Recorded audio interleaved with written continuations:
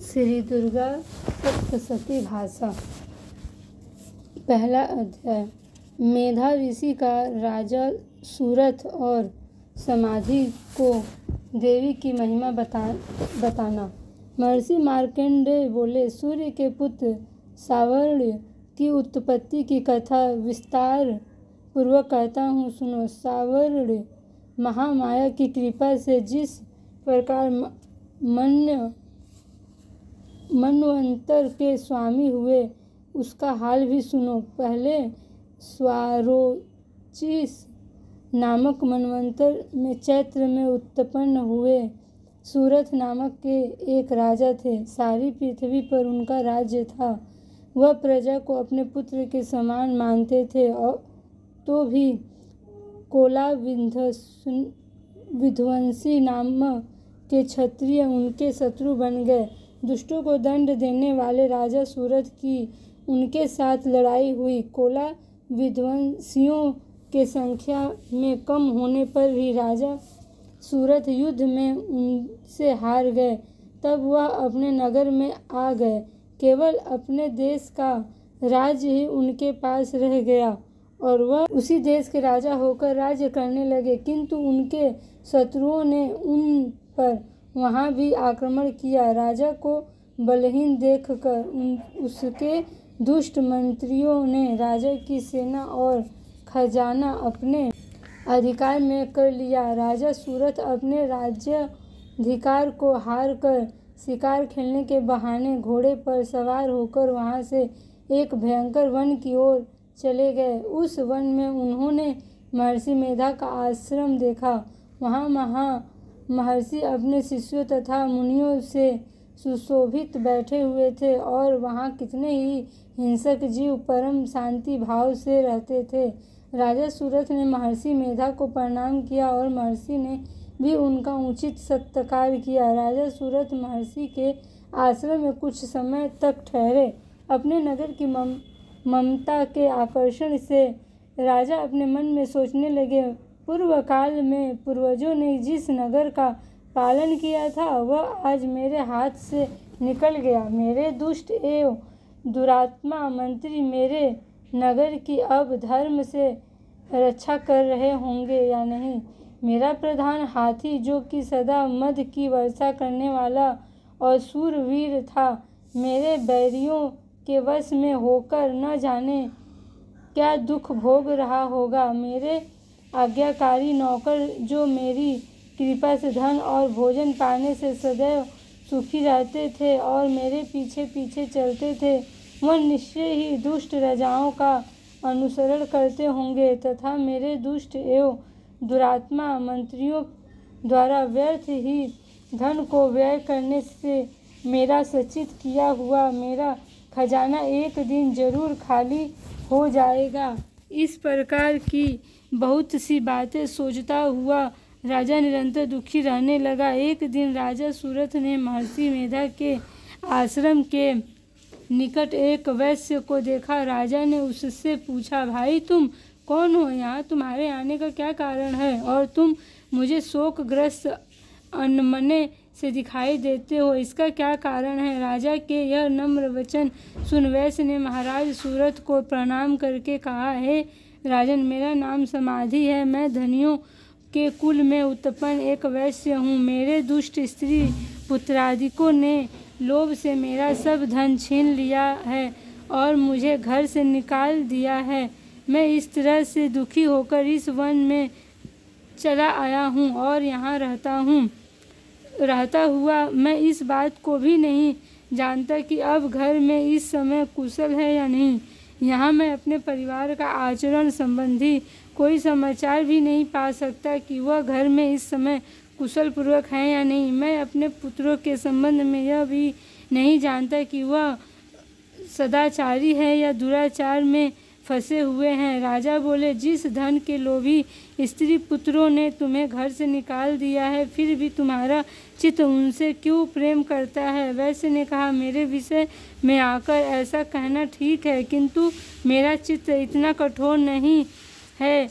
यद्यपि उन्होंने धन के लोभ में पड़कर प्रीति स्नेह को त्याग कर मुझे घर से निकाल दिया है तो भी मेरे मन में उनके लिए कठोरता नहीं आती। महामते, मेरा मन फिर भी उनमें फंस रहा है। इस बात को जानता हुआ भी मैं नहीं जान रहा। मेरा चित्त उनके लिए दुखी है। मैं उनके लिए लंबी लंबी सांसें ले रहा हूँ। उन लोगों में प्रेम नाम मात्र का भी नहीं है। फिर भी ऐसा निस्सन्देहियों के लिए मेरा हृदय कठोर नहीं होता। महर्षि मार्कंडेय ने कहा, ब्रह्मा।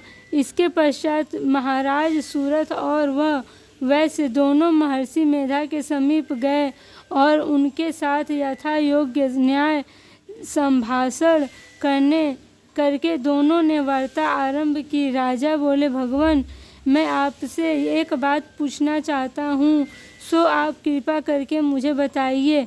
मेरा मन मेरे अधीन नहीं है, इससे मैं बहुत दुखी हूँ। राज्य धनादिक की चिंता अभी तक मुझे बनी हुई है और मेरी यह ममता अज्ञानियों की तरह बढ़ती ही जा रही है। और यह समाधि नामक वैश्य भी अपने घर से अपमानित होकर आया है। इसके स्वजनों ने भी इसे त्याग दिया है। स्वजनों ने त्यागा हुआ भी यह उनसे हार्दिक प्रेम रखता है। इस तरह हम दोनों ही दुखी हैं। हे महाभाग, उन लोगों के अवगुणों को देखकर भी हम दोनों के मन में उसके लिए ममता जनित आकर्षण उत्पन्न हो रहा है।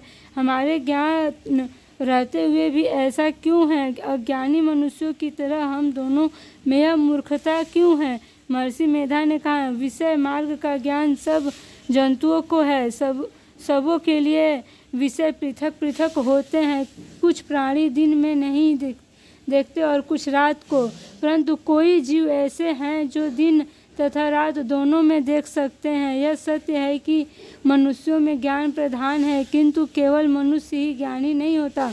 पशु पक्षी आदि भी ज्ञान रखते हैं। जैसे यह पशु पक्षी ज्ञानी है, वैसे ही मनुष्यों का ज्ञान है, और ज्ञान मनुष्यों में है वैसे ही पशु पक्षियों में है, तथा अन्य बातें भी दोनों में एक जैसी पाई जाती है। ज्ञान होने पर भी इन पक्षियों की ओर देखो कि अपने भूख से पीड़ित बच्चों की चोंच में कितने प्रेम से अन्न को दाने डालते हैं। राजन, ऐसा ही प्रेम मनुष्यों में अपनी संतान के प्रति पाया जाता है। लोभ के कारण अपने उपकार का बदला पाने के लिए मनुष्य पुत्रों की इच्छा करते हैं और इस प्रकार मुंह के गड्ढे में गिरा करते हैं। भगवान श्री हरि की जो माया है, उसी से यह संसार मोहित हो रहा है। इससे आश्चर्य की कोई बात नहीं, क्योंकि वह भगवान विष्णु की योग निद्रा है।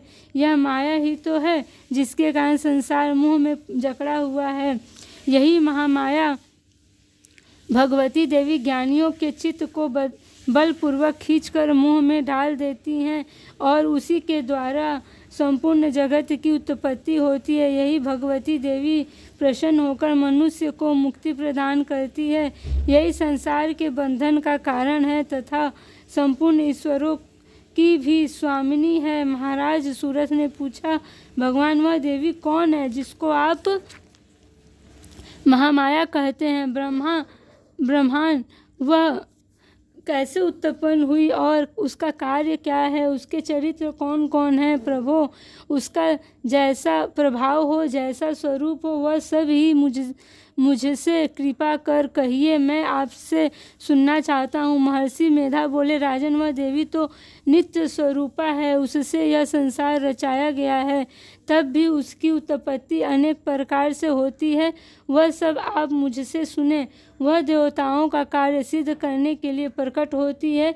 उस समय वह उत्पन्न हुई कहलाती है। संसार को जलमय करके जब भगवान विष्णु योग निद्रा का आश्रय लेकर शेष शैया पर सो रहे थे, तब मधुकैटभ नामक के दो असुर उनके कानों के मैल से प्रकट हो गए। श्री ब्रह्मा जी ने जब उन दोनों को अपनी ओर आते देखा और यह भी देखा कि भगवान विष्णु योग निद्रा का आश्रय लेकर सो रहे हैं, तो वह उसी समय श्री भगवान के जागने के वास्ते उनके नेत्रों में निवास करने वाली योग निद्रा की स्तुति करने लगे। श्री ब्रह्मा जी ने कहा, हे देवी, तुम ही स्वाहा, तुम ही स्वधा और तुम ही वष्टंकार हो। स्वर भी तुम्हारा ही स्वरूप है। तुम ही जीवन देने वाली सुधा हो। नित्य अक्षर प्रणव में अकार, उकार, मकार, इन तीनों में मात्राओं के रूप में तुम ही स्थित हो। इनके अतिरिक्त जो बिंदु रूपा अर्ध मात्रा है, जिसका कि विशेष रूप में उच्चारण नहीं किया जाता है, हे देवी, वह भी तुम ही हो। हे देवी संध्या, सावित्री तथा परम जननी तुम ही हो। तुम इस विश्व को धारण करने वाली हो। तुमने ही इस जगत की रचना की है और तुम ही इस जगत का पालन करने वाली हो और तुम ही कल्प के अंत में सबको भक्षण करने वाली हो। हे देवी, जगत की उत्पत्ति के समय तुम सृष्टि रूपा होती है, पालन काल में स्थित रूपा हो और कल्प के अंत में संसार रूप धारण कर लेती हो। तुम ही महाविद्या, महामाया, महामेधा, महारात्रि और मोहरात्रि हो। श्री ईश्वरी और बोध स्वरूपा बुद्धि भी तुम ही हो। लज्जा, पुष्टि, तुष्टि, शांति और क्षमा भी तुम ही हो। तुम खंग धारणी, शूल धारणी, घोर रूपा तथा गदा, चक्र, शंख और धनुष को धारण करने वाली हो। बाण, भूसुंडी और परिघ, यह भी तुम्हारे ही अस्त्र हैं। तुम सौम्य और सौम्यंतर हो। यही नहीं बल्कि जितनी भी सौम्य तथा सुंदर वस्तुएं इस संसार में, उनसे सबसे बढ़कर सुंदर तुम हो।